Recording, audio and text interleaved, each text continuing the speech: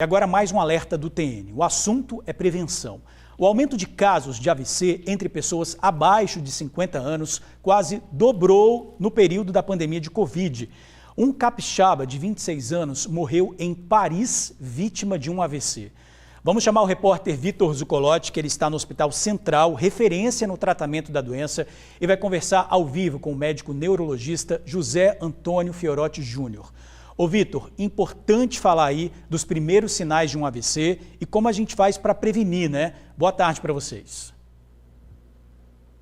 Ei, Jorge, mais uma vez boa tarde para você, para todo mundo que está assistindo a gente tem Estou aqui com o Dr. José também, com o paciente, o Anderson. Depois a gente vai entender melhor um pouquinho a história do Anderson, mas primeiro vamos falar com o José Antônio Fiorotti Júnior, neurologista aqui do Hospital Central, como você bem disse, né, uma referência estadual quando o assunto é AVC. Doutor, a gente está falando de AVC porque teve o caso daquele rapaz de 26 anos na França que teve um AVC. A gente tem o Anderson aqui, que é um exemplo de 46 anos, que também teve um AVC. Antes de saber o que está acontecendo com a gente, né, com pessoas tão novas tendo AVC, quais são os sinais, doutor? O AVC, ele pode ser... Tem algum sinal específico que eu começo a sentir? Então, em 85% das vezes, o AVC ele é de fácil identificação.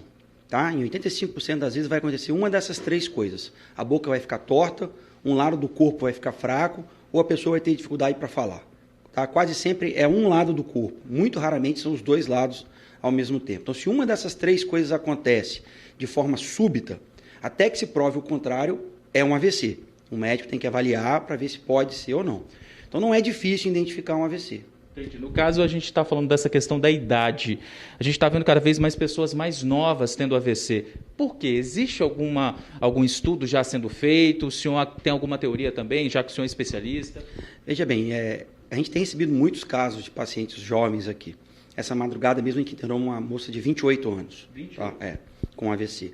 Mas o fato de parecer que está tendo mais AVC em jovem pode ter duas explicações. Uma explicação é muito mais simples, o acesso ao diagnóstico do AVC aumentou com o passar dos anos. Serviços como esse aqui do Hospital Estadual Central não existiam no SUS antes de 2012 aqui no estado. À medida que você oferece mais serviços de AVC, mais diagnósticos vão ser feitos, que outras vezes passavam como uma doença sem diagnóstico. Mas outro motivo por que pessoas jovens estão tendo AVC, e no AVC o conceito de jovem ele varia na literatura de 55 a 60 anos. Para você ter uma ideia, a gente fez um levantamento aqui, de 2013 a 2020, a gente internou mais ou menos 4.000 pacientes. 800 tinham menos de 55 anos. Então, mais ou menos 20% dos pacientes que a gente internou eram AVCs em jovens, tinham menos de 55 anos, nessa média histórica que a gente fez. Então, por que as pessoas mais jovens podem estar tendo AVC? Houve uma grande mudança no estilo de vida das pessoas. Então, a maioria das pessoas que são jovens, que têm AVC, elas têm por dois motivos. Ou porque desde muito jovem elas se expuseram aos fatores de risco do AVC, sedentarismo, obesidade, diabetes, tabagismo e pressão alta principalmente. Pressão alta é o mais importante de todos. Tá? Ou um paciente jovem tem um AVC porque ele tem uma predisposição genética a ter um AVC. Uma doença genética chamada trombofilia, são doenças hereditárias que fazem o sangue engrossar de uma maneira mais simples. Mas essa é a minoria dos casos. A grande maioria dos pacientes jovens que estão tendo AVC estão tendo porque estão se expondo mais precocemente a esses fatores de risco. Hipertensão, obesidade, diabetes, tabagismo. Então, se a gente quer evitar o AVC em jovens, a gente tem que evitar essas doenças no jovem. Estilo de vida, a gente pode dizer assim. Inclusive, eu estou aqui com o Anderson Luiz Alves, ele é transportador, foi internado aqui na terça-feira. Anderson, teve um AVC, conta pra gente o que você sentiu na hora. Então, boa tarde. Meu AVC, eu estava sentado, trabalhando, né, falando até com a minha filha no WhatsApp, foi quando eu já não conseguia mais digitar. Né, o celular caiu e o meu lado esquerdo ficou formigando. Quando eu pedi socorro para o outro rapaz que estava comigo, já não conseguia mais falar. Falei a mesma palavra 3 vezes, mas não completa. Aí foi que eles correram e me fizeram socorro. Tá bem agora? Agora estou bem. Deixa eu te perguntar, enquanto o doutor estava falando aqui da questão de estilo de vida, você estava assim, balançando a cabeça. Por quê? Conta para mim. Porque no meu estilo de vida eu sou meio sedentário. Né? Eu bebo, mas eu não faço atividade física, né? Não fumo nem nada, mas o meu estresse é muito alto, devido aos fatores, né, do dia a dia, sem fazer atividade física, sem nada. Então a gente acarreta muita coisa e não tem onde ter o escape, né? O Anderson está aqui, graças a Deus, está bem. A gente deseja melhoras para você, ainda mais daqui a pouco você está saindo, se Deus quiser. Doutor, agora para a gente finalizar, existem 2 tipos de AVC, né? O isquêmico e o hemorrágico. Qual a diferença entre eles? Tem um que é mais grave que o outro? O AVC isquêmico ocorre por um entupimento de uma artéria do cérebro.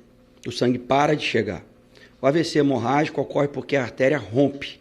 Então há um derramamento de sangue dentro do cérebro. A questão da gravidade não está relacionada se o AVC é isquêmico ou hemorrágico. A questão da gravidade está relacionada ao tamanho que esse AVC tem e à localização dele. Então, AVCs pequenos, numa área muito estratégica do cérebro, como o tronco encefálico, podem deixar graves sequelas, levar o paciente ao óbito. E, de outra maneira, um AVC, às vezes, um pouco maior, numa área silenciosa do cérebro, o paciente consegue viver depois com pouquíssimas sequelas. Estilo de vida, para finalizar agora de vez, Jorge, daqui a pouco voltar para vocês. Eu também estou precisando, mas o senhor aproveita, dá essa broca em mim, no pessoal que está assistindo também. Tem como a gente se prevenir e cuidar da nossa saúde e evitar isso, né? Tem. Há 2 anos atrás, a campanha mundial de combate ao AVC foi justamente isso. 80% a 90% dos AVC são evitáveis, tá? E a principal coisa que a gente tem que fazer para não ter um AVC na vida é não ter pressão alta descontrolada. A pressão arterial ela tem que ser 12/8 durante a vida toda, tá? Às vezes até um pouco mais baixa quem tem diabetes. A gente não deve fumar, e aí vem o meu conselho para os jovens que estão encantados pelos cigarros eletrônicos, eles também aumentam o risco de causar AVC, tá? Então cuidado. A gente tem que fazer atividade física regular, a gente não deve consumir álcool em excesso, tá? Não deve de maneira nenhuma. Se tiver diabetes, tratar o diabetes, e sempre que você tiver uma doença que parece que está dando um AVC, não esperar dar de novo. Procurar um médico para fazer um diagnóstico e iniciar o tratamento preventivo. Maravilha, doutor. Muito obrigado pela participação. Boa tarde. Anderson, melhoras para você, meu amigo. É isso, gente. Tá recado dado aí, o doutor falou bem, não precisou puxar a orelha, não. Só falou o que a gente já sabe, é cuidar da nossa saúde. Vamos pensar na gente? Vamos cuidar do nosso corpo, da nossa cabeça? Que isso é muito importante. Afinal de contas, é a máquina aqui que trabalha, não é não? É isso. Jorge, eu volto com você aí no estúdio.